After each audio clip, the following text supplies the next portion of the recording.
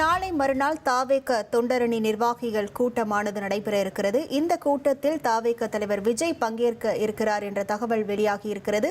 விவரங்களோடு இணைகிறார் நமது செய்தியாளர் மணிகண்டன். வணக்கம் மணிகண்டன். இந்த தாவேக நிர்வாகிகள் கூட்டம் எங்கே நடைபெற இருக்கிறது? முழு விவரங்கள்.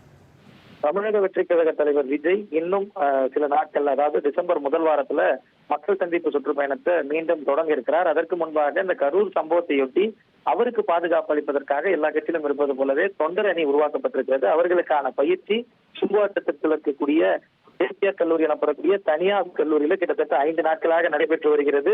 இறுதி கட்டத்தை அந்த பயிற்சி எட்டி இருக்கிறது. இந்த நிலையில ஒவ்வொரு தொகுதிக்கும் 2 நபர்கள் வீதத்துல இந்த தொண்டரணி பயிற்சி என்பது அந்த கல்லூரியில நடத்தப்பட்டு வருகிறது. பயிற்சி முடிந்ததற்கு பிறகாக அந்த நிர்வாகிகளையும் அதே போல முக்கிய நிர்வாகிகளையும் சந்திக்க இருக்கிறார் தமிழக வெற்றி கழக தலைவர் விஜய்.